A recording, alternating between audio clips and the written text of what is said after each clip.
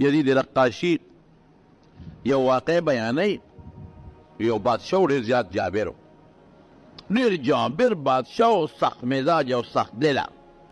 او یو سړی نیغ په دربار ورغی او چې نیغ په دربار ورغی د هغه تخته ور ننوت چې په تخت یې کېناست د هغه داسې ډېر هیبتناک شکل و سترګې هم ډېرې د هیبت وې لاسونه او شکل او مخ باروب انسان او څه بل شان شکل و بادشاه ورته وویل لکه ته څوک یې چې ته راننوت ته چا را پرېښودی وی بادشاه سلامت خبرې په اصولو کوه زه هغه څوک یم چې ما څوکیدار نشي منې کولی ما څوکیدار نشي منې کولی زه هغه څوک یم چې یو طاقت ما له مخې له نشي راتلی زه هغه څوک یم چې ما نه څوک پردم نشي کولی زه هغه څوک یم چې بادشاه لم زم غریب لم ورځم زه هغه څوک یم چې زه وغواړم پیغمبر لم ورځم امتي لم ورځم زه هغه څوک یم چې وغواړم د شپې م سړي له ورځم او دروازې م ورځم زه هغه کس یم چې وغواړم نو پلار د بچو نه م جدا کولی شم ښځه م د خاوند نه جدا کولی شم زه هغه کس یم چې بچې پیدا شي چورلټې ته وباسم لرې کم ته او زه هغه انسان یم چې واده وکړي نو خاوند د ښځې نه او ښځه د خاوند نه په یو ټک جدا کړم او څوک کلچ هم ماته نشي کولی څوک بد هم ماته نشي ویلی څوک خیر هم ماته نشي کولی څوک کنځل هم ماته نشي کولی څوک مقابله هم زما نشي کولی بس بادشاه پاره پیدا شو وی لکه چې د مرګ فرشته وی یو زما رومي واقعي داسې نه که چې ورېږه شپه ده او دا سړی چې راپاسي دروازه به ورته ووایم نو سهار به دې څه وباسه نو چې کوم ټیم مقرر دی او الله ورته په ویښه کې ته وباسه په ویښه کې یې درنه وباسي او چې وایي د شپې ته په خوب کې وباسه نو په خوب کې وباسي باباجي پروت دی بړستن پې پرته ده سهار چې بچو پاسه او سا پکې نه وه داسې ده که نه او داسې هم نه چې ورېږه زنانه ورسره ناستې دي نه پرده کوو چې دا زنانه تې اخوا کړم نو سا به تې وباسم دا پکې نشته او دا هم پکې نشته چې دا ماشوم بچې خو په ډېرو دواګانو یې غوښتلې او په ډېرو دارو دولمر یې غوښتلې او دا خو 10 کاله پس دا ماشوم بچې وکره شوی دی او دا خو ډېر خوشحاله دی او ډزې به پې کوي او ډېر مخکې نه یې وله سیزنیګان او څیزونه جوړ کړي دي نه نه نه نه نه چې پیدا شو په هغه ساعت یې وله وجنم ولې د الله حکم دی دا رحم هم نشته رحم هم په ما کې نشته په ملک الموت کې واده وکړو ډېره موده پسه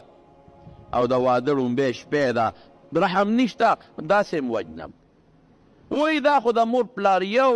زوی و او واده وکړه او د واده 4 میاشتې وشو او مړ شو لږ رحم پې پکار و دا رحم هم پکې نشته او چې څومره 4 او 5 په کور کې مړه کي تر ننه پورې ملک الموت ته چا خیره کړې ده چې دې خدای داسې چا کنځل ورته کړي دي نه چا دروازه بنده کړه چې ورېږه دروازه بندوم او سینتري ودروم چې د بچ کم بچ کېدی شي ته نه بادشاه پوه شو وی لکه ته خو د مرګ فرشته وي او زه د مرګ فرشته وی څه له راغلی وی ټیم دی پوره دی او مهرباني وکړه لږ مهلت راله راکړه یو میاشت مهلت راکړه ډېر حقونه مې پردي په دې غاړه کې پراته دي ډېرې وانې مې کړي دي چې خلکو ته هغه خپل حقونه واپس کړم یا ته معافي ترې وغواړم اله شابه او ډېر مې خدای خفه کړی دی که نه نو دا پردي حقونه ورکومه ښه دا نه خالي کومه خو لږ صبر راته وکړه وی نشته صبر وی ښه لږ یو ورځ مهلت راکړه چې خدای ته خو سجدې ولګوم الله مې هم ډېر خفه کړی چې خدای خو راضي کړمه وی نشته دا ټیم هم نشته وی یو ګنته ټیم خو راکړه چې بچو سره ملاقات خو کوم رخصت خو ترې راواده لږ ښځې ته خو جاړم بچو ته خو لږ مو جاړم وی دا ټیم هم نشته وی ګوره لږ وخت راکړه وی د یو سا د اخېستو ټیم دی د یو سا بس وما كان لنفس ان تموت الا باذن الله کتابا مؤجلا محض خدای یو نیټه ده بس قسم په خدای که هغې کې ډاکټر مالدار غریب بادشاه امیر فقیر ملا مقتدي څوک کم په هغې کې ایک او دو کولی شي یو ساعت ټیم دی بس خبره ختم هغه ساعت ټیم چې څه یې واخېسته اخوا پروت و بیا دا شی پکې نشته خامخا مرګ راځي او ما سوچ کې بله شپه سې څادر کې مې سر بند و خوب نه راته زړه کې مې سوچ کو هلکه مې زمونږ د نیکونو د زمانې چې کوم خلک و ما داسې یو شمېره زمونږ د باباجي چې کوم دوستان و کوم به سره ناست وو او مې داسې ذهن ته راتل نو یو مې شمېره یو مې شمېره نو یو پکې جم دی نو ټول مړو او چې اندازه مې واخیسته نو ټول څونه عمر کې مرو یاره مې دا خو اتیا او څلور نوي شلې کاله او سلو کې مړه دي دونه عمرونو نو بیا مې د والد صاحب زمانې ته سوچ وکړو چې د هغه کوم ملګري او د هغه د وخت کوم خلک وو نو چې په هغې مې نظر واچو نو هغې کې مکسر مړو نو چې بیا مې عمرونو ته وکتل ځکه والد صاحب به مې د پلانکې د ماره سکول د سبق ملګری د پلانکې مې د لوبو ملګری پلانکې نو هغه د والد صاحب هغه عمر هغې ته مې وکتل نو هغه تقریبا داسې د او یو او د پنځو او یو داسې پنځه کم او یو په عمر کې مړه دي دا تاسو مو کې نو بیا مې د خپلې زمانې ته داسې نظر ور واچو چې دې کې دا خلک څونه عمر کې مړه دي نو چې اندازه مې واخیسته نو شپېتو پنځو شپېتو کې دنیا کې داسې ژوند تېر کړه لکه د مسافر په دنیا کې څه ژوند دی مسافر خو په لاره سفر کوي یا یو ورځ په یو ځای کې خیمه خښه کړي یا پنځو له خښه کړي یا لسو ورځو له خښه کړي او عابر سبیل بلکې داسې ژوند تېر کړه چې په لاره تېرېږي مسافر خو بیا هم په یو سری کې څلور شپې میاشت قیام کوي او په لاره تېرېږي هغه به صرف ځان دمه کړي او بیا ځي او فرمایي نبی کریم صلی الله علیه وسلم وعد نفسك من اصحاب القبور ځان داسې وګڼه لکه چې قبر کې پروت یم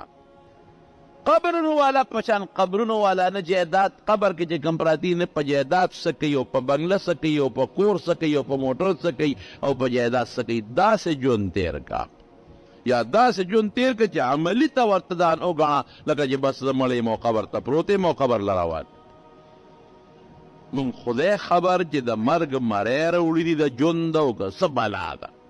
اور یو سړی انختی دی او د دنیا د دې لسو د پنځو کالو ژوند دپاره هغه څه نخرې کوي چې عقل یې نه مني څوک خدای نه مني خدای پسې کنځل کوي څوک فرشتې نه مني مستی پیدا کړې ده څوک په مدرسو پسې څوک په پټکي پسې څوک په ګیرې پسې څوک په حافظانو پسې څوک په عالمانو پسې څوک پیغمبرانو پسې څوک اخرت پسې څوک جنت پسې څوک منځ پسې څوک شریعت پسې څوک اسلام پسې بس دا دنیا نښتې او په مستی کې ده اخرت د خلکو یې دی چې دی خدای له به ورځل او هغه حلالې مردارې او ناروا او حرامو کې خلک مبتلا دي دا دنیا دپاره چې د حد نه وتې دا یېره ده چې دا پردی جیب مې وو ما نه به ردې خدای تپوس کړي دا مافیا والا شی نه دی دا خبرې د خلکو یېرې دي چې دوکه مې وکړه په مسلمان نه مې په دوکه پیسه وګټله په حرامه مې ته پیسه وګټله دو نمبر شی مې په د اول نمبر شي په قیمت باندې خرڅ که ظلم مې ورسره وکړه جیب مې ولو و خراب شی مې په خرڅ که ښه مې ترې واغېسته سپک مې ورکړه دروند مې ترې واغېسته زه به خدای له ځم بس خو چې پیسه وکړ موټر نشته چې موټر والم او که یو موټر چې دی نه ښه والم او چې د ښه نه ښه والم او د ښه نه ښه والم او چې زما شته چې زوی لم والم او چې د زوی مې شته چې نوسي لم والم او چې کور مې دی چې دی نه غټ والم او دا وړه بنګله دی نه غټه بنګله جوړه کړم او دې غټې نه نوره غټه جوړه کړم او د پېښور په دی په اسلام آباد کې جوړه کړم او د تورنګلو په دی او د چارسدې په دی په حیات آباد کې جوړه کړم دې له هر یو سړی لګیا دی دا تیر دی چې دا بنګله او دا موټر ورسمانه پاتې دی خدای له به دم تپوس براده کوي عد نفسك من اصحاب القبور كل من عليها فان ويبقى وجه ربك ذي الجلال والإكرام فبأي آلاء ربكما تكذب خو روانه لاره ده څوک پاتې کېږي پلاران څه جوده مونږه نیکونه څه جوده مونږه میندې مو څه شوې نیاګانې مو څه شوې مشران مو څه شو جومات چې چا جوړ کړی و هغه مشران څه شو سپینګیري څه شو ځمکه چې دله چې اغېستې وه څه شو کور چې دله چې اغېستې وه څه شو دې کورونه چې دله جوړ کړي ودونه یې دله کړي وې انګیندې یې راوستې وې ښځه یې دله راوستې وه څه شو ته به هم دقسې روانې مرګ ځان ته رایاد کړي مرګ هم رایاد کړه زما خلک وایي وظیفه راکړه چې نیک شم خلک وایي دم راته وښایه چې نیکي وکړم بلکل فایدې په وظیفه او په دمونو کې شته خو قبر ځان ته یاد کړه قسم په خدای چې د خدای ولی د نه جوړېږي مرګ ځان ته یاد کړه که تا نه ولی الله جوړ نه شو زه له جرم درکړو مرګ ځان ته رامخکې او خلاصې خو نشته نبی کریم صلی الله علیه وسلم فرمایي نبی علیه السلام مبارک حدیث دی په مشکات شریف کې دی من قضا لأحد الموت في أرض من قضى لأحدكم موتا في أرض جعل له إليها حاجة چې چاله خدای په کومه ځمکه د مرګ فیصله کړې ده هلته خدای ورسوي. حضرت سلیمان علیه السلام سره ملک الموت راغی. ملک الموت سلیمان علیه السلام دې تپوس وکړو ویې ته چې د دې ډېرو خلکو نه څه وباسې څنګه وباسې؟ هغه ورته مثال ورکړه وی د الله پیغمبره داسې مثال دی لکه یو کاسه چې پرتی او تا ته په هغې مختلف قسمه شیزونه په کاسه کې پرتی. یو کاسه کې تا ته مختلف سیزونه پراتی د انګورو دانې درته مثلا پرتی وي نو په یو لاس کې ټولې راغېشتې شي که نه وي یو او چې کومه دانه دې خوښوي نو په یو ساعت کې تر اخیستې شي او که نه وي یو وی دقسې د دې ټولو انسانانو دا روحونو د انسانان ما ته داسې پراته دي په کاسه کې لکه چې تا ته انګور یا چڼې دانې پرتې وي دغسې ما ته پرتې دي پاته له چڼې او د نینو او د جوار او د غنمو دانې پرتې وي نو تا ته راغېشتو کې تکلیف شته نه او چې کومه رالې نو هغه درته اسانه ده وی بلکل او که ټولې رالې ټولې په یو ساعت کې راغېستې شم موټې ته ډکولی شم وی دقسې ما ته دي چې زه راغېستل غواړم دقسې ګوتې یو څه مروالم او چې ټول راله موټې ورړم کم خبره خلاصه ده. یو سړي ته یې داسې تیز تیز وکتل برند برندې ورته وکتل او دا مرګ فرشته لاړه. هغه سړی سلیمان علیه السلام ته وایي وی د الله پیغمبره ما خو ورسوه پلانکي ځای ته زړه مې ډېر زیات تنګ دی ولې ځکه الله وایي وسلیمان الریح غدوها شهر ورواحها شهر الله باد د هغه تابع کړی د یو میاشتې مزل به یې داسې کو لکه سار نه غرمې پورې او د یو میاشتې مزل به یې داسې کو لکه د غرمې نه تر د بیګا پورې ما ورسوه لکه په ارام کښېنه نه نه صیبه ومې رسوه او کوم ځای ته دې وخت کې سلیمان علیه السلام په ملک شام کې و او دا چې کومه علاقه یې دی د هندوستان کې ده خاص وزیري و خاص تعلق یې بعد ته یې حکم وکړ ته یې ور ورسوه پټه سې هغه ځای ته ورسوه.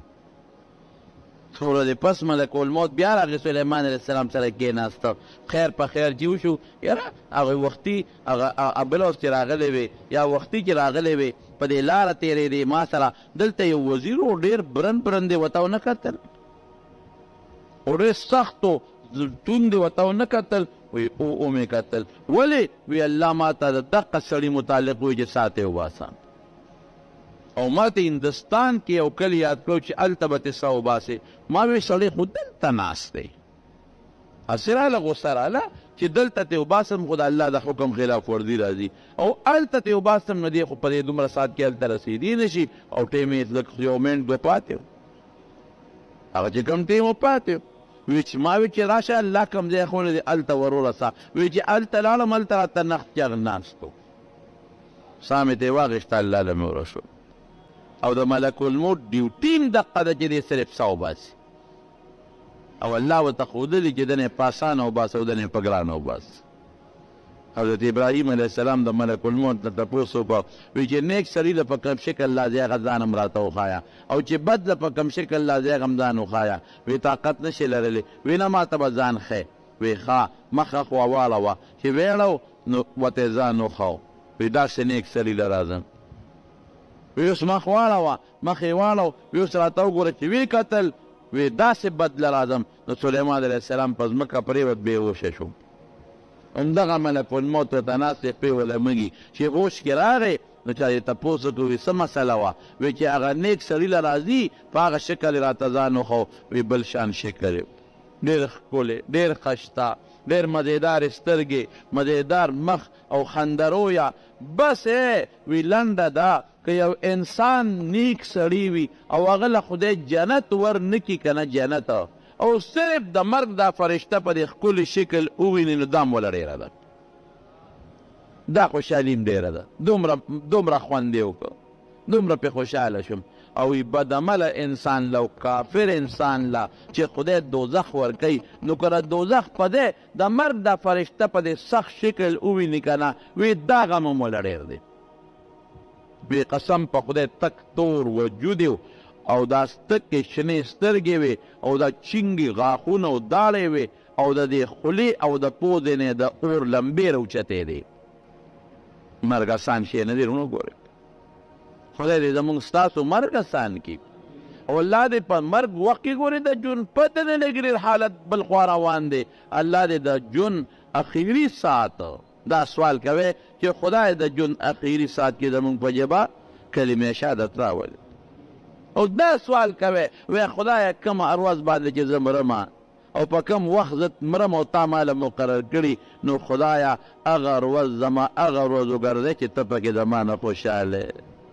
هسې نه چې دقه زما د مرګ پر ورځ ته مانه خفې خدایه، د مرګ ورځ خدایه زما هغه ورځ وګرځئ چې ته پکې رانه خوشحاله. مرګ دونه خطرناک شی دی نو خامخا راتلو والا دی. نو ځکه نبي علیه السلام فرمایي عد نفسک من اصحاب القبور، ځان داسې وشمېره لکه چې د مقبره کې پروت یم. مړی ځان مړی وشمېره، یو باندې دام ده. مړی د دنیا په زیب و زینت او په ډول ډال څه کوي، یا ځان داسې فرض کړه چې لکه بس مرمه او مرګ ته ور روان یم. نو مرګ له چې سړی روان وي د دنیا هر څه توجه هغې طرف ته یو معنی نیمه بله محدثین کوي، خو هغه لږه ګرانه ستاسو د پوهې نه ده. زمارونو مرګ ډېر عجیبه شی او چاله بیا خدای سببونه مقرر کړل دا ملک الموت ته چې الله پاک دا سا ایستل او ښکل حواله کول که نه،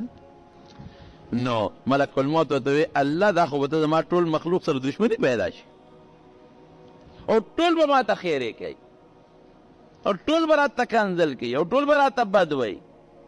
او خیرې به کوي. نو چې خیرې کوي او تا ته وایي چې خدای دا ملک الموت هلاک کړي، نو ته راته غوسه نه شي. وایي زه ته زه داسې چل جوړوم چې ته به په یو وخت کې 10 او 12 په کور کې وژنې، خو ستا نوم به هم څوک نه دي. تا ته به نه څوک کنځل کوي، نه به راته څوک خیرې کوي، نه به راته څوک بده وایي. ولې؟ د بولې یو سبب مقرر کړم، د خلکو به هغه سبب ته سوچ ځي. چاله به ته به مقرر کړم نو خلک به ته به یادوي. چاله به د زړه بیماري سبب کړم نو خلک به د زړه بیماري یادوي چې په هغې مړ شو. چاله به اکسیډنټ سبب کړم نو خلک به وایي خو اکسیډنټ کې مړ شو که نه، که دا ګاډې داسې نه وې مړقېدلې او داسې نه وې جنګېدلې نه وې مړ. چاله به ګولی سبب کړم، چاله به اور سبب کړم، چاله به دریاب غر کېدل سبب کړم. دا مال چل راځي ځه او ټیمونه مو ته نه دي معلوم. الله خبره نه کېږي لکه پرېږده دا بره دې خو نه کوي، کار نه کوي، پرېږده مونږ به خو اکثره وایو. یو ځل ته نبي علیه السلام د ملک الموت نه تپوس وکړو، وی ته چې د دې ډېرو خلکو نه په یو وخت کې څه وباسې څنګه وباسې؟ ناشنا خبره ده، نو هر پیغمبر دې تپوس کړی. وی ما له خدای لښکر فرشتې را کړي دي، چا پسې یو لېږم او چا پسې بل او چا پسې بل، یو نظام دی که نه. او په خپله هم الله پاک دومره طاقت را کړی دی په خپله چې که زه په اووم اسمان کې کینم په اووم کې او دا خپلې 2 ګوتې د ټول جاندار مخلوق ته ور مخامخ کړم، نو په دې 2 ټکو د ټولو نه په 1 سکنډ کې سار اخکې شم. پته ولګېده چې په یو کاسه کې راته د دانې پرتې دي که نه. بیا خو به تا ته پته چې پلان کې به کله مري. وی دا پته راته نه لري، دې نه یم خبر. د دنیا د دې محکمو چې کم سیکرټریان دي یا کم وزیران دي هغې ته ټوله محکمه معلوموي. نو به در یو مثال درکړم، لکه د تعلیم د محکمې چې کم سیکرټري دی هغه سره هر څه په کمپیوټر کې او په فایلونو کې پراته دي. هغه ته دا پته چې دومره سکولونه هاي دي په دې صوبه کې، او دومره میډل دي او دومره پرایمري دي او دومره استادان ته تنخواګانې ولا ورکوي او دومره کلاس 4 دي او دومره پکې 17 سکیل دي او دومره ټول هر څه ورته تو یاد ورته دي، خو په کمپیوټر کې نظام پروت دی. که راغواړي سیکرټري صاحب تپوس وکړي او ته سیکرټري صاحب ته وایې چې تورنګو هائی سکول کې 100 استادان دي، نو 15 منټه ولا صبر ورکړه، نو فایل به راوغواړي، نو په یو ساعت کې به ورته پته ولګي. دا معلومولی چې هیډ ماسټر یې څوک دی، دا هم په یو ساعت کې معلومولی چې هیډ ماسټر به کله ریټیر کېږي. اسرائیل علیه السلام سره د مرګ دا ټول نظام پروت دی، لیکن دا شی ته خدای پټ ساتلی چې پلان کې به کله مري. دا هغه ته هم پته نه لګي، دا ما ته هم پته نه لګي. ما تدري نفس بأي ارض تموت، چې زه به کله مرم او په کومه ځمکه یې ونه صافېږي، دا تا ته هم پته نه لګي. دا مور ته د بچي پته نه لګي او بچي ته د مور پته نه لګي او د اسرائیل علیه السلام ته پته نه لګي. وایي چې پته نه لګي نو ساتي څنګه وباسئ؟ وایي لږ مخکې مې الله خبر کړي او راته وایي چې دا پلان کې به یو سبب پیدا کوم، پلان کې دی کې به دا په پلان کې ټایم کې دې سا وباسه چې ورشم هغه ټایم کې ولا الله هغه سبب پیدا کړي او د دې ساره وباسم او الله له یو څه مان له یو نظام. د زمارونو د خبرې خلاصه دا ده چې مرګ هغه حقیقت دی چې دې نه څوک انکار نشي کولی. مرګ هغه حقیقت دی چې هر چا له راځي. زما یو دوست ډاکټر دی، ادي په امریکا کې چې زما دا تقریرونه بیانونه اوري نو ما سره چې د هغه ځای نه په ټلیفون خبره کوي او یو ځل په خپل ژوند کې راغلی او ما سره ملاقات شوی نو ما ته وایي ستا مې د مرګ تقریر اورېده. نو ما ته ډېر عجیبه و. وایي د په امریکا کې سرجن یې، وایي مونږ چې هلته اپریشن کوو نو امریکا د پاکستان په شانتې نه ده. هلته کې به د دې انسان چې څومره ډاکټرانې ضروري چې کم ضرورت یې ورته هغه ګیر چاپېره د دې مریض ولاړې، د زړه سړی به ولاړي ډاکټر چې هسې نه دی اپریشن کې هغه فیل نشي. د وینې ډاکټر به ولاړي چې وینه بدن ته په صحیح طریقه سرکولیشن کوي او دا څه ورته ویل کېږي دا پلپوس ډاکټر او پلانکې ډاکټر او دا چې کوم انسان هغه نشه ورکوي اب هم کمپاوډرني ډاکټر به ولاړي. وایي مونږ ته باقاعده چې زه ورننوځم هغوی ټول هر څه برابر کړي هسې نه د اپریشن کې هغه فیل نشي. شوګر شته کې نشته، بلډ پریشر شته کې نشته. وی ټول ډاکټران ولاړي هغې راته اوکې ریپورټ راکړي چې دې وخت کې دې خبرې قابل دی چې تا له اپریشن کې وکولی،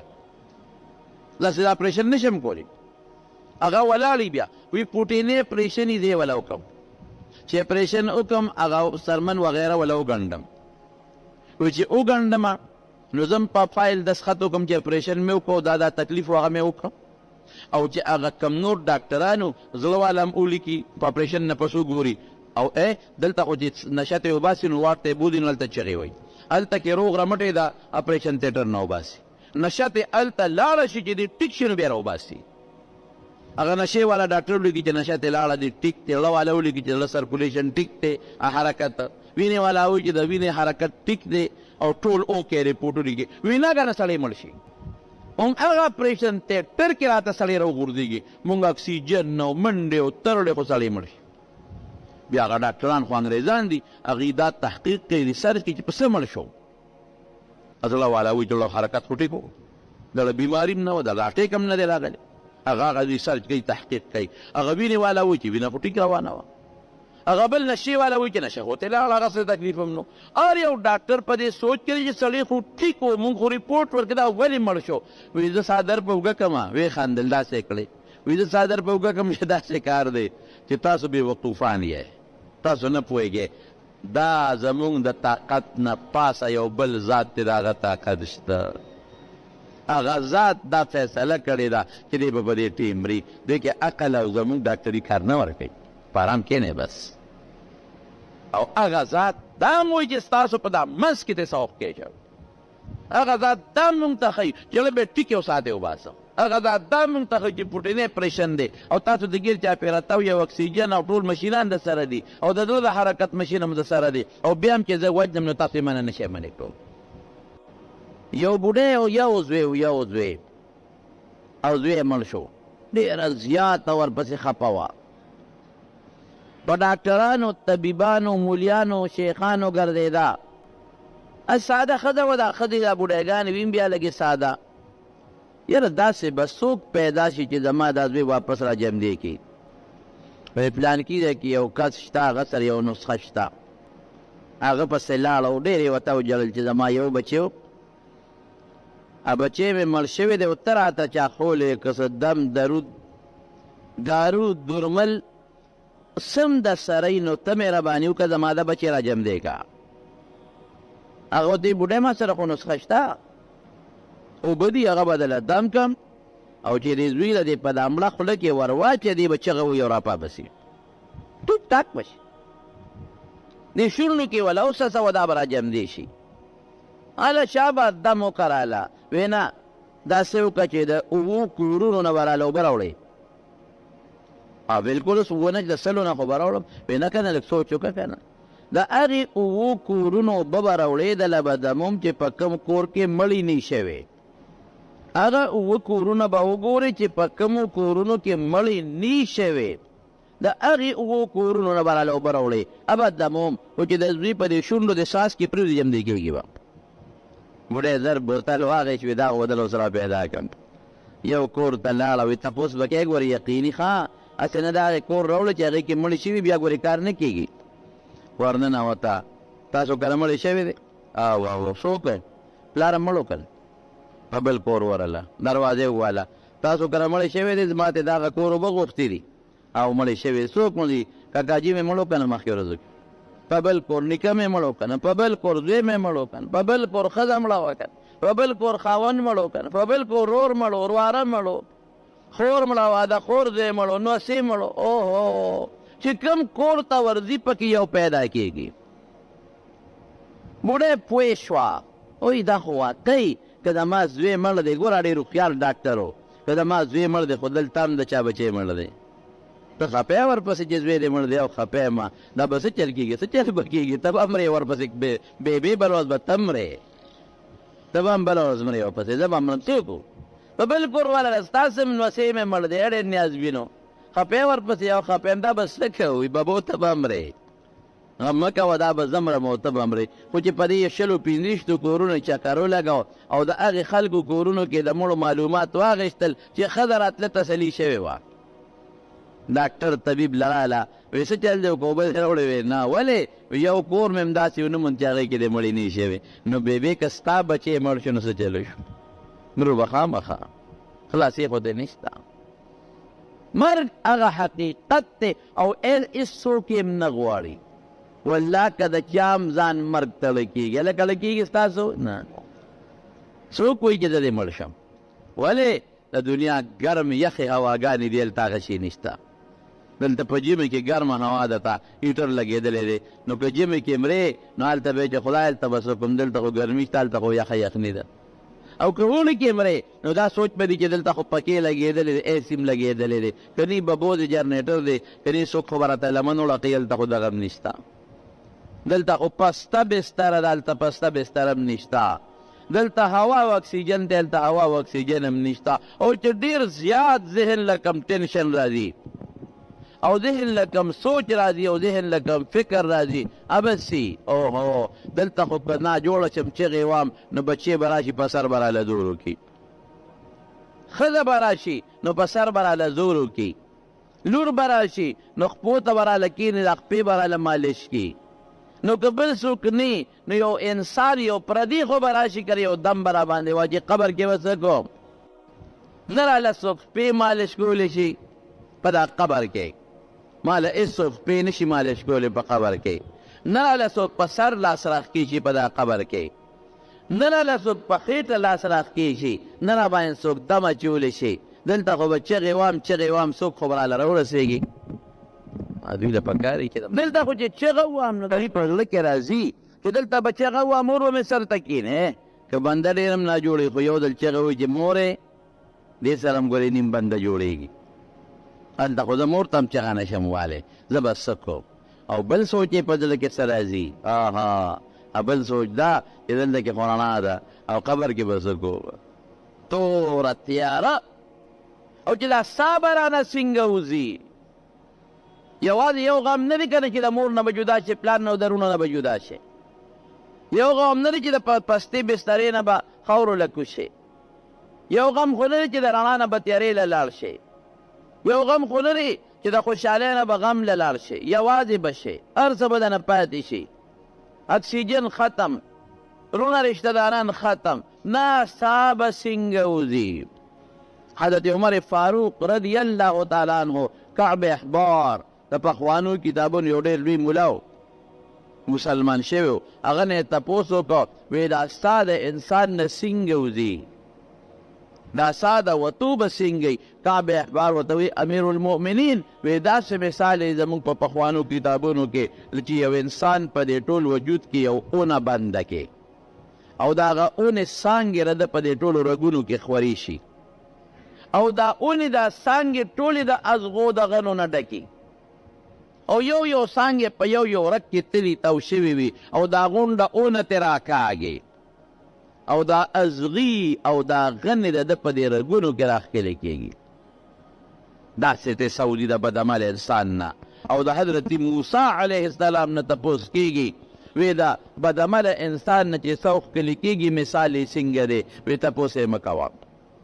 نه هل راته ووایه چې څنګه تصوځي؟ وی داسې مثال دی لکه د څاروي نه چې په جمدونې سرمن وباسئ چې حلال کړي دي نه وي او په جمدونو تې سرمن وباسئ. وی څه ښکل دونه ګران کار دی. بني اسرائیلو کې یو پیغمبر ته چا ووی چې مونږ ته د سا د یو مړي را جمدې کا. بني اسرائیلو به هر قسمه تپوسونه کول او د پیغمبرانو نه به هر قسمه سوال کو وی یو مړی راته را جمدې کا. مونږ به ترې د آخرت تپوس وکړو، د قبر به تې وکړو، د ځنکدن به تې وکړو چې نه صبرېدل. نو عیسی علیه السلام یو مړي له آواز ورکړه وی قم باذن الله. مړی را جمدې شو. چې څنګه را جمدې شو نو دا نیم سر او نیمه ګیرې سپینو او نیم سر او نیمه ګیرې تک تورو. وی دا ولې؟ وی ده چې کله مړ کېدم ویښته مې ټول تورو. نو چې دا اوس اواز وشو قم باذن الله نو وایي ګنې قیامت راغی. نو د قیامت د غمه مې دا نیم ویښته تک سپین شو.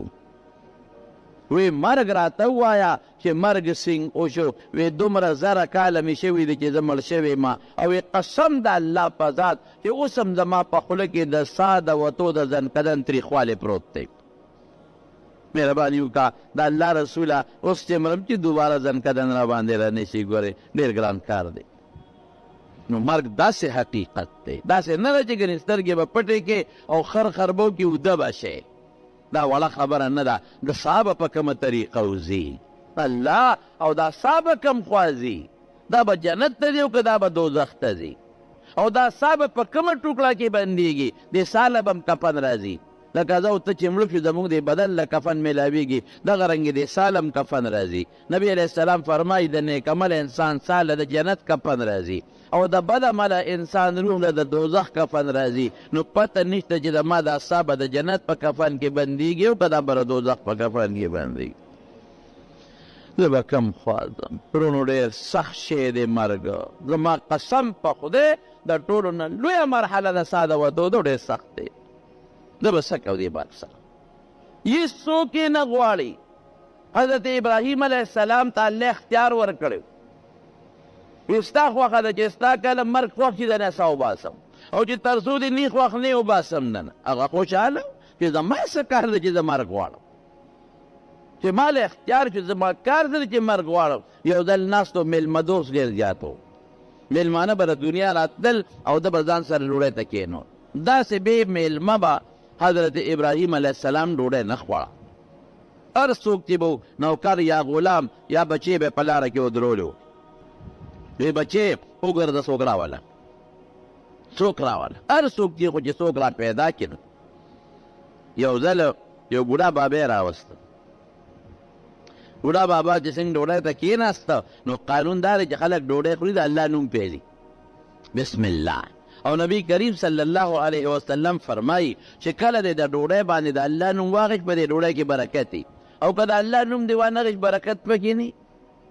یوه دویم دا چې د الله نوم دې واغېږي نو شیطان وتښتي او که د الله نوم دې وانغېږي نو شیطان در سره خوراک کوي او د شیطان پخي لاس نه کوي په ګس لاس کوي او د شیطان لاس ټول د ګند او د غلو او د متیازو نه ډکي. نو هغه د سره خوراک کوي ټول د خوراک د لګن کې. دا مونږ ولې په مصیبت اخته یو قسم قسم بیماری را باندې حملې کوي؟ دا ځکه کوي چې مونږ د خدای نوم نالو په ډوډۍ باندې. نو شیطان را سره لګیا دی پکې خوراک کوي. نو د هغه هغه څښاک پلیتي زمونږ د خوراک کې ګډېږي نو زمونږ تېرېږي. نو ګورې سنتو کې یوازې دا برکت نه دی چې د پیغمبر تابعدار شوې. د سنتو یوازې دا برکت نه دی چې الله به خوشحاله شي ثواب به دې وشي. د سنتو ډېرې زیاتې فایدې دي. نو چې کله هم ډوډۍ خورئ او خوراک کوئ څه به وایئ؟ بسم الله یا بسم الله الرحمن الرحیم. نو دوه فایدې درته حاصلې شوې. یو به د ډوډۍ کې برکت پیدا شي. برکت څه ته وایي؟ ډوډۍ به دې ډېره شي، په لږه ډوډۍ به دې کار وشي. دویم دا چې د دې ډوډۍ کومه فایده د برکت دې ته وایي دا به صرف ګندګي د دې نه جوړېږي. د دې چې کومه فایده ده او دې کې کوم طاقتونه دي هغه به د الله یو وجود ته ورسوي. بسم الله پې د پاسه ووایه. او درېیمه فایده یې څه ده؟ هغه دا چې په دې وجود کې ډېرې بیمارۍ پرتې وي، د دې ډوډۍ برکت دا دی چې هغه بیمارۍ به د خدای په دا ډوډۍ لرې کړي. او څلورمه فایده یې څه شوه؟ شیطان به نه کي لاس نه ښکته کوي، شیطان به ګوتې نه وی، نو بیماری به په دې خوراک کې به ګندونه نه یو ځای کېږي چې بیماري پیدا شي. نو حضرت ابراهیم علیه السلام هغه بوډا ته وایي میلمه د الله نوم واله بسم الله ووایه. او یې څوک الله؟ ولې ته الله؟ زه خو خدای نه پېژنم. زه الله څه ته وایي؟ یو څو سپکې یو وي. ابراهیم علیه السلام یې پاسه خدای زما نه پېژنې، د خدای په نوم خوراک نه کې، د بوتانو په نوم خوراک کې، او ناس ما سره ډوډۍ ته ما لا ډوډۍ لا راوستې وځه. سړی یې په مخه کړ، ویې ویسته. او بوډا لاسونه خپې رپېدلې بار ووته. دې کې جبریل علیه السلام راغی. ابراهیم علیه السلام ته وایي میلمه دې څه کړه؟ وایي رخصت مې کړه. ابراهیم علیه السلام فخر کو چې جبریل به هم خوشحاله وي، الله به هم خوشحاله وي، ځکه ما د خدای په نوم غیرت وکړ. وی ولې دې وویسته؟ وی ګوره خدای نه پېژنې، زما رب نه پېژنې، زما د رب نوم نالي او د هغې مقابله کې د بوت نوم ولې نه پرېږدم. اوهو ی الله راولېږلمه چې ابراهیمه دا دې څه وکړله؟ میلمه دې وشړه. دې میلمه له ما څو سوه کاله ډوډۍ ورکړه، ما نه پېژنې، او جامه مې م وله ورکړه، او جون مې م ورکړی دی، او عزت مې م ورکړی دی، او نن ستا یو نوړی میلمه شو نو تا وشړه. زرې سړی ورپسې ولېږه، بوډا پیدا کړې، بوډا یې راوسته. ولې دې شړلم؟ وی د خدای د نوم. ولې دې راوستم؟ وی الله رانه ګیله وکړه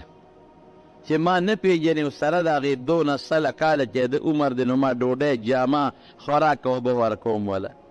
او تا یو ورځ مړین مې مشوره دې نه کوه. وی ښه ده، ما الله دومره بیا په ما خفه کېږي. وی یو وی ما ته خپله کلمه وښایه، زه په دغه ټکي اوس مسلمانېږم. نو حضرت ابراهیم علیه السلام ناست دی، اختیار خو خدای ورکړی چې ستا خوښه ده، چې کله مرګ غواړې مرګ به دله راځي، که نه غواړې نه به راځي.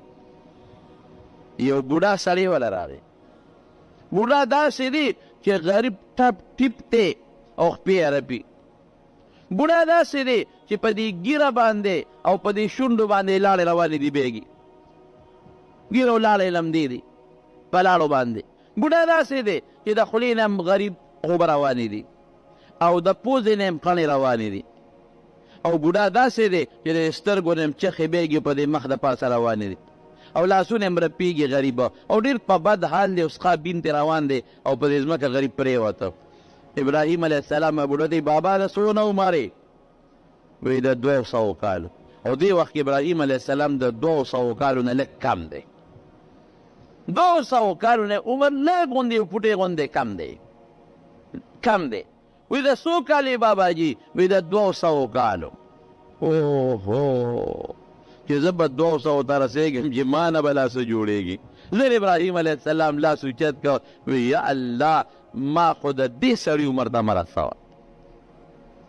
د دې سړي عمر ته ونه رسېږم. خدایه دا څه مصیبت دی، ده نه خو بنده له کرکه ورځي، ده سره خو بنده کېناستې دی نشي، د ده بچي به په ده څه ګزاره کوي، د ښځه به د سره څه ګزاره کوي، د سره به د محلې او د قوم خلک څه ګزاره کوي. الله چې د ده عمر ته خو مې هم نه رسې، خو چې دی وي هغه بابا ورته ملک الموت شو، او ملک الموت د مرګ فرشته وه. ابراهیم زه خو راغلم چې ستا د نه وباسم. ته ملک الموت یې وی یو، نو یې ما له خو خدای اختیار راکوي، وخت خو دې ختم که که نه، خو دې وغوښته، مرګ خو دې وغوښته، تا له الله اختیار درکړو، تا په خپله وي چې خدای را دغه بابا عمر ته مې مه رسئ، نو به ټیک ته د هغه عمر ته به اوس نه رسېږي، تا به ورته نه وباسم. نو مرګ هغه حقیقت دی چې هر څوک یې مني، خو هر سړی تېرېږي. داسې څوک شته چې هغه وایي چې ما له مرګ راکړه؟ سوال نه پیدا کېږي. داسې شته چې څوک وایي ما له مرګ راکړه؟ بوډی و زوی نه جوړو، بوډی وي خدای زما دا زوی جوړ کړه، د ده دا مرګ ما له راوله، خو دا زوی مې جوړ کړه. دغه چې ملک الموت راغی، بوډی ته وایي سوال خو د وي تا له راغلی یم چې ستا د نه وباسمه. وایي روغ رنځور پېژنې؟ روغ رنځور پېژنې؟ ناجوړه مې زوی دی او وجنې ما. وی تا چې اوس وی په ټوکه هم جوړ نه پوهېږې، په ګپ هم نه پوهېږې، نو مرګ څوک نه غواړي. مرنا سړی یریږي. زما د قسم د الله په ذات دی حضرت ابو هریره رضی الله تعالی عنه څومره لوی شخصیت چې د رسول الله مبارک سره په سفر او په حضر کې ګرځېدلی دی. څپلی به د غریب نه وي،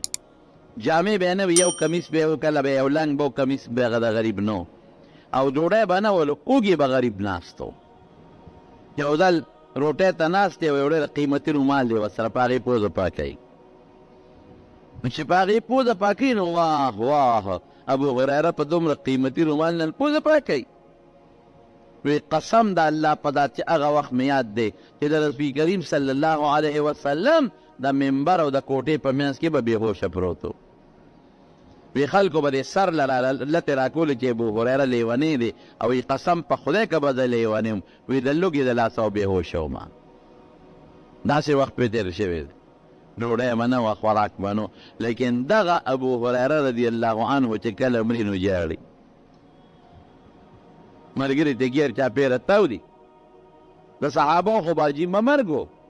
ملګري ته تاو دي. یو ملګري ورته وایي هلکه ګورې چې مړ شې نو د حضور پاک سره به دې ملاقات کېږي، زما سلام به ورته رسې. هلکه ګوره زما سلام به هم وې، هلکه زما سلام به هم وې. دا ته ګیر چاپېره تاو دی او دی جاړي. ملګري ورته وایي ته جاړې؟ ستا خو به لږ ساعت د نبي کریم صلی الله علیه وسلم سره ملاقات کېږي، خپل محبوب له روان یې، خپل نږدې ملګري له روان یې. او هغه صحابه قسم دی چې حضور پاک د وفات نه لږ غوندې مخکې د احد شهداو له تللی و. نو ټول صحابه ځان ته کېنول، ټولو ته یې تقریر وکړه، وایي ای صحابو انی فرتن لکم، زه ستاسو نه ګورې مخکې تلونکی یم، ستاسو دپاره بهترین تلونکی یم د خدای دربار ته. او ان موعدکم الحوض، زما او ستاسو د ملاقات ځای حوض کوثر دی، هلته به زما او ستاسو ملاقات به کېږي. لیکن هغه ابو هریره رضی الله عنه ته سجاړي او صحابه ورته تاو راتاو ناست دي، لږ ساعت پس به د حضور پاک سره ملاقات کېږي، زما سلام زما سلام او دی جاړي. ورته ولې جاړې ابو هریره؟ د مرګ نه یریږي؟ وی او د مرګ نه یریږم. مرګ نه ولې یریږي؟ وی سفر ډېر زیات اوږد دی او سامان ډېر کم دی. کله زه سوچ کوم چې سړی سعودي ته ځي او حج له ځي 40 ورځې پس یا میاشت پس یا 60 ورځې پس به راشي، او که لندن او امریکې ته لاړ نو یو 2 میاشتې پس کال پس به راشي، او که څوک مزدورۍ له لاړ زه 2 کاله 3 کاله 4 کاله 15 کاله پس به راشي. لیکن د مرګ په سفر چې کوم سړی تللی دی راغلی دی، نه نه نه، خبره ختم. یو ځل چې د کور په دروازه ووت، په دې دروازه واپس دی نشي راتلی، بس ختم. ډېر خلک یې ځان له کورونه جوړ کړي وي، ختم یې پکې کړي، بستره هم برابر کړی او مړ شي، هغه بستره کې د ملاستې نصیب پیدا نه شي. ډېر خلک یې ځان له کور جوړ کړي او چې وردنوځي نصیب یې پکې پیدا نه شي، وردن ناړو شي نه. او ډېر خلک یې وادو کې واده ځان له کوټه جوړه کړي، ځان له کټ مزېدار کړي، ځان له کوټه ښایسته کړي، بنارسۍ پې ځان له ګیر چاپېره واچوي، لیکن هغه کوټه کې د هغې ناوې سره ملاست هم د هغې غریب نصیب نه شي. دا هر څه د رب العالمین په اختیار کې دی. د نبی کریم صلی الله علیه وسلم خلاف ابو جهل سازش جوړ کړ، د نبی علیه السلام خلاف ابو جهل سازش جوړ کړ. څنګه سازش یې جوړ کړ؟ د حضور پاک دا عادت و د خوی مبارک و چې هغه به د هر چا تپوس کو، د دشمن به یې کو، چې څوک به هم ناجوړه شو خبر به شو ورغې تپوس به د کافر دشمن د یهودي د بچي هم کړی دی. مطلب دا دی چې اخلاق هم ښه دي، د زړه کې به لږ مینه پیدا شي، بغض به ختم شي، که خدای چې ته مسلمان کې. ابو جهل یو سازش جوړ کړ چې دې خو د هر چا تپوس ته دې راشه ځان به راجوړه کړم، لار کې به یو کیو کنو دی به پکې وغورځېږي. نو په یو خاص انداز ټکنې کې یو کوي وکناو چې ویښ کې جوړ کړی و، د پاسه یې تنګ کړی و، او په هغې دا سانګې مانګې او لختې مختې د پاسه اچولې وې، خاورې پې د پاسه اچولې وې، چېره دې کې به دې پرېوځي نو دې نه خو راوتې شي نه، ځکه چې څوک یې راوباسي خو په غاړه به ودرېږي، رسۍ به ښکته کړي، غاړه به غورځېږي، غاړه به غورځېږي. تر دې حده پورې که د راښکوسو کوشش کوي نو دی به دومره خاورو کې غیب شي چې د راوتو انتظام به ونه شي. چاته به ورشه نبی علیه السلام تعالی وایي چې ابوجهل ناجوړه دی، عمرو ابن هشام. رسول الله مبارک دی انسان راغی سازش ته ګوره اوس صاحب ابوجهل ناجوړه یې تپوس یې نه کوي اوبه وکړه ور روان شو نیغ. هغه ته پته نه وه سمه لاره د خاوره پرته ده، لاندې څانګې دي او ډکې دي او کوې دي. خو چې ور نږدې شو جبریل علیه السلام راغی او حضور پاک ته وویې الله رسوله واپس شه سازش یې درته جوړ کړی دی، مخکې کوې دی. بس نبی علیه السلام فوراً واپس شو. ابوجهل ته چې هله وی وی هغه خو لارې نه واپس شو. ناپختانه وي دروغ ګوره عقل نه باید وي، دروغجن نه عقل تښتېدلی بیا وی. هغه زر رامنډه کړې چې ودرېږه ورته اواز کوم چې راځه صاحب ولې واپس شوې؟ خو چې څنګه یې راغر ول هغه خپل کوي دی خیال نور ټاس چې دی پکې ور پرېوت. اوهو دا سوش اوس چې څوک ورځي څانګې لرکوي خاوره ور پرېوځي همغه چل په دو شو. خو که څوک ورځي چې راوباسو او قدم اخلي غاړه نړېږي، چې څوک ورځي راوباسو دا څانګې دا ډکې لرکو غاړه په ده ور پرېوځي، یا خدای مو تباه که برباد شه. نیمې پورې خو د خاورو ډک شومه، وجود مې ونښته، شا به څه چل وکړې. نبی کریم صلی الله علیه وسلم څونه رحمدل دی، اړه کې څونه نرمي ده. وی زه راوباسم دې د پاسه یې زه راوباسم، پاسانه یې راوباسم. او که زما خبره مني ابوجهل ته چې هله وی نبی علیه السلام خو داسې وی خو څه چې وی منم خو مهرباني دې وکړي ما دې وسو بس بل خو د ښکوسه لاره نشته. نبی علیه السلام مبارک راغی او د کوي دې غاړې سره ودرېده. وی که ما د الله رسول منې او کلمې شهادت وعده را سره کوې د ایمان بلکل دې راوباسم. بلکل زه چې زما دا ټول قوم مسلمان دی خو مهرباني کوم بس مره ما خو چې خپه ږدي په ما دغه راغورځېږي. معجزه د رسول الله وه، لاس یې ورښکته که او د لاس نه یې کلک ونیو چک یې ورکه او بار یې راوویست. چې بار یې راوویسته وی څنګه چل دی؟ یاره وی غټ جادوګر ده نه بل نشته دی. وی ته ډېر لوی جادوګر یې. بیا ونه منله. د خدای بېلارې به په لار نه که هزار نصیحتونه ورته وکړې خو د خدای بېلاره به په لار نه شي رحمانه. هغه بس خدای بېلارې کړی و، په زړه یې غټ زنګ پروت و د کفر. نو ګوره چې کم سازش یې د رسول الله مبارک خلاف وچلو الله هغې کې خپله ګیر کړي. د حضرت موسی علیه السلام په زمانه کې د هغه یو لوی دشمن و منافق و قارون یې نوم و قارون. لکه بعضې علماو دا هم لیکلي چې دا د موسی علیه السلام د تره زوی و. خیر دونه محقق او مضبوطه خبره نه ده خو د موسی علیه السلام رشته داری کې دی.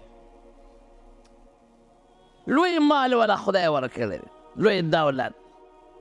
دومره دولت او مال الله ورکړی چې قرآن شریف کې الله تعالی فرمایي چې خزانې یې دومره ډېرې وې، المارۍ خزانې چې د هغې کنجانې به یو لویې ډلې ګرځولې. ته خپله سوچ کوه چې دونه ډېرې کنجانې چې هغه یو ډله اولو عصبتن په هغې باندې به درنې وې له تنوعو، هغې به وړې نه شوې. چې کنجانې دونه ډېرې جرندې به څونه، او چې جرندې دونه ډېرې المارۍ به څونه، او چې المارۍ دونه ډېرې نو مال او دولت به پکې څونه. دونه مال او دولت یو محل و عظیم الشان محل. اوس هم تاریخ اگر چې بعضې مورخین ورسره اتفاق نه کوي او بعضې مورخین وایي چې په مصر کې اوس هم یو محل هغه د آثار قدیمه والا موندلی دی، کودۍ یې ورپسې کړې ده، بعضې کمرې په ځمکې د پاسه غیبي دي او چې دې څونه کودۍ کې نو لاندې پکې نورې کمرې هم شته. د څلېرویشتو او یو مورخ وایي 40 کمرو محل او څنګه محل؟ داسې محل و چې په هغې کې په دروازو په لرګي د سرو زرو د سپینو زرو ګلکاري شوې وه او د هیرو او د جواهراتو ګلکاري پې شوې وه. په چتونو کې قنادیل دې زمانه کې دا موږ ورته څه وایو د بجلۍ دا دا شیدونه چې خلک یې ویزندی، هغه غونچک داسې ده او لیمپونه، هغه زمانه کې به پکې ډیوې او لاټینونه کېښودل نو قنادیل به پکې ویزاندو، دا به د بادشاه په محل کې او مریانې څونه په زرګاو په سرګونو نه وینځې په زرګاو وینځې او اسونه او خان د اسونو په زینونو د سرو زرو ګلکاري شوې ده چې په لاره به روانو دا په سوونو نوکران مخکې وروستو به ترې منډې والې او دا مال یې پیدا کړی کوم ځای نه دی سودخورو یو به یې سود کاو دویم به یې څه کول دویم به د خلکو نه فصلونه 3 کاله او 4 کاله مخکې په ارزان نرخ واخیستل زمیندار غریبانان خو محتاج یې د 3 او د 4 کالو دا به پیشکي پیسه ورسره وه د خلکو نه په معمولي پیسو واخیستل او چې بیا به کله پسلونه هغوی سنبال کړل او پاخه به شو نو په ګرانو پیسو به یې خرڅول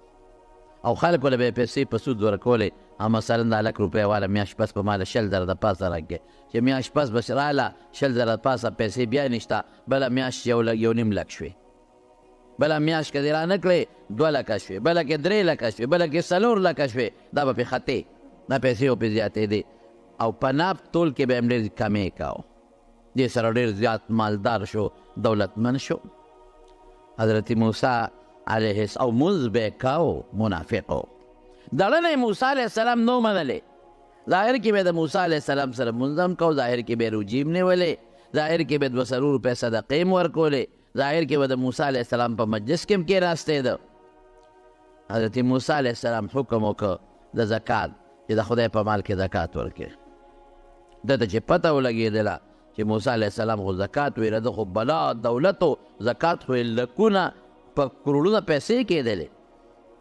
وی موسی علیه السلام زکات حکم وکړه وی د ایمان هم لږ و چې لا اوس راپسې زکاتونه هم مقرر ایمان هم راوړی دی بس مسلمانان یو دا ډېره ده که ګورې اوس هم بعضې خلک دا خبرې کوي دا منځونه کوو به دا ډېره ده که نه دا څه ټکسونه رانه د اسلام او د ایمان علي مسلمان شوم نو ټکس رانه وسلي مسلمان شوم نو سره باندې پیسې ږدي حضرت موسی علیه السلام ته اطلاع ورسېدله چې سړی ګډې وډې وایي ډېره نرمۍ حالانکې موسی علیه السلام جلالي مزاج والا و سخت طبیعت و ورغې ورته کېناسته په ډېره نرمۍ باندې پوه کړه کارونه مال دله خدای ډېر زیات درکړی ډېر زیات مالدار یې هر څه سره شته او مهرباني وکړه ما ته الله حکم کړی ده ما خپله خبره نه ده د خدای په مال کې زکات ورکړه او زه ځان له ګورې نه غواړم قارون که ته وایې چې دا ځان له غواړي ځان له نه غواړم زه خپلو رشته دارانو له نه غواړم زه د خدای د مخلوق له غواړم مه کوه دا مال دنه پاتې دی یک تنها الله ته روان دی نه به د سال سره پیسه یوسې نه به یو غلام یوسې نه به یو مرئی یوسې نه به یو وینځه بوځې نه به دولت یوسې یک تنها به رب العالمین له روان وي بیا به د رب العالمین تپوس کوي نبی کریم صلی الله علیه وسلم فرمایي چاله چې الله مال ورکړو د په دې مال کې د خدای حق ورنه کړ د قیامت په ورځ به د دې مال نه خدای پاک یو اجدها جوړه کړي یو لوی اجدها شجاع هغه به د ده په دې غاړه کې ور واچوي او دا شونډې به وله خوري دا وښکو باندې به وله چکونه لګوي ټکونه به ورکوي انا مالوکه انا کنزوکه زما رڼې یم زه ستا هغه مال یم مال زه ستا هغه خزانه یم دا چکونه به لګوي غاړه کې به پروت او نبی کریم صلی الله علیه وسلم فرمایي والذین یکنزون الذهب والفضة ثم لا ينفقونها في سبيل الله فبشرهم بعذاب أليم هغه خلک چې سره او سپین جمع کوي د الله لار کې نه ورکوي د دردناک عذاب زیری ولا ورکه خبره یې که چې خطرناک او دردناک عذاب دی یوم یحمى علیها فی نار جهنم فتقوى بها جباههم وجنوبهم وظهورهم هذا ما کنستم لانفسکم فذوقوا ما کنتم تکنزون دا مال به د دوزخ په اور ولا تختې کې تختې او ګرمې تختې به رالي په شا به داغ ورکوي په مخه به داغ ورکوي په تندي به داغ ورکوي اوسکه دا ستا هغه مالو چې دنیا کې دې زه پرېښی یم او دا مال دې اخیستی و دنیا کې دی خیرت ته دې نه کتل او دنیا ته دې کتل اوسکه د عذاب مونږ خو دې مال ته ډېر خوشحالېږو مونږ خو یو مالي مالي زما مال زما مال زما مال رسول الله مبارک یو ځل وفرمایل وایي څوک به هغه کسي چې خپل مال نه د وارث مال ډېر خوښي دا به څوک وي صحابه وایي د الله رسوله داسې هېڅوک هم نشته د هر چا خپل خوښ دی د وارث یې نه دی خوښ د وارث مال څه کوم زما د تره د زوی مال دی زما وارث دی زما رور دی زما وارث دی زما خپل مال زما خوښ دی د هغه په نسبت چې په سړي راشي به یې خپل خوښي وي داسې هېڅوک نشته د هر چا خپل مال د وارث د مال نه زیات خوښ دی وی ښه خپل هم خوښ دی وی خپل دی هغه دی ما قدم ته چې خیرت لرې ولېږه او چې کوم خزانه کې پروت دی دا ستا مال نه دی دا یې د وارث مال دی اوس یې کوم خوښ دی وایه مونږ خپل نه دی خوښ زما خپل هغه دی چې خیرات مې کوه خیرت ته لاړ زما دی اماله قبر کې پکارېږي زما دی د قیامت په ورځ ماله سورې راکوي د هغه نور نه زما دی هغه ما د پیغمبر مبارک حوض کوثر له رسوي زما دی اما جنت ته رسوي او چې زه مړ شم او زما نه وروسته کم پاتې شو دا زما نه دا زما وارث دی نو ما خو خپل خوښ نه که ما خو د وارث مال خوښ که او په یو موقع نبی کریم صلی الله علیه وسلم وفرمایل یتبع المیت ثلاثة دوه څیزونه مړي پسې مقبرې ته روان دي مالو یو رده مال دی مال ورپسې روان دی مال یې څه شی دی مال یې کټ دی مال یې پوزکې دی هغه زمانه کې غلام دی وینځه ده دا ورسره دی یو مال ورپسې روان دی